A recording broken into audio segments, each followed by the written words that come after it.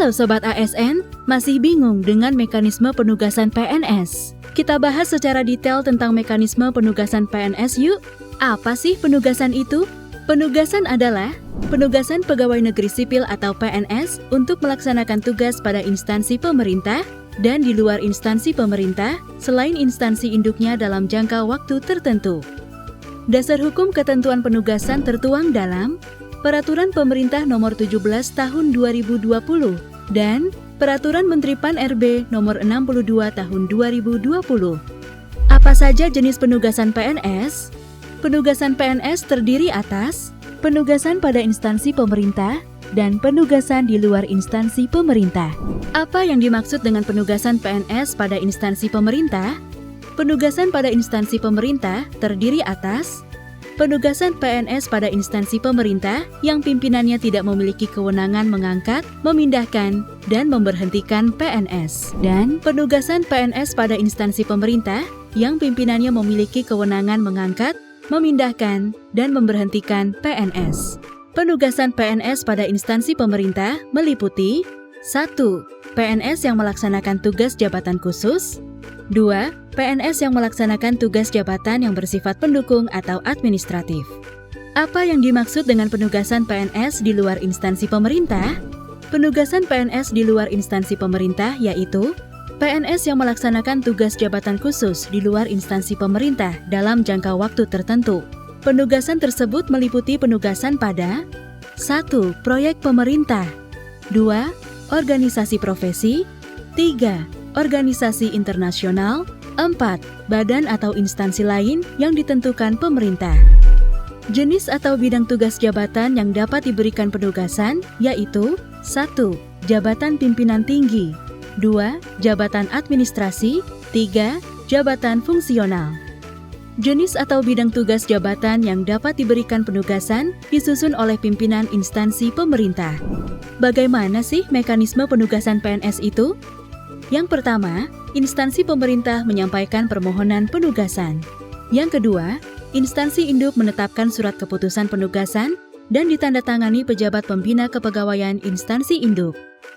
Apabila PNS diberikan penugasan untuk tugas jabatan khusus, pimpinan instansi induk menyampaikan surat pemberitahuan kepada Menteri Pan-RB dengan melampirkan dokumen pendukung. Kemudian, Menteri Pan-RB menetapkan rekomendasi atas pemberitahuan penugasan tersebut pada instansi pemerintah. Ketiga, instansi pemerintah menyampaikan pelaksanaan penugasan kepada Menteri Pan-RB. Keempat, selama melakukan penugasan, dilakukan monitoring dan evaluasi kinerja sesuai dengan ketentuan peraturan perundang-undangan. Kemudian kelima, PNS yang telah selesai melaksanakan tugas dapat diangkat ke dalam jabatan pada instansi induknya dengan mempertimbangkan ketersediaan lowongan jabatan. PNS yang diberikan penugasan harus memenuhi kriteria, yaitu 1. Memiliki kualifikasi dan kompetensi tertentu. 2. Memiliki integritas dan moralitas yang baik. 3. Memiliki penilaian kinerja paling rendah baik dalam 2 tahun terakhir. 4.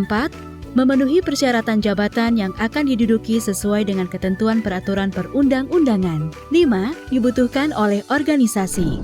Penugasan PNS pada instansi pemerintah dan di luar instansi pemerintah dilaksanakan paling lama 5 tahun dan dapat diperpanjang dengan persetujuan pejabat pembina kepegawaian instansi induk atas usul instansi yang membutuhkan sesuai dengan ketentuan peraturan perundang-undangan. Dalam melaksanakan penugasan untuk tugas jabatan khusus, pimpinan instansi induk menyampaikan surat pemberitahuan kepada Menteri Pan-RB dengan melampirkan dokumen pendukung sebagai berikut. 1. Uraian urgensi penugasan. 2. Surat permintaan instansi pemerintah. 3. Surat persetujuan instansi induk.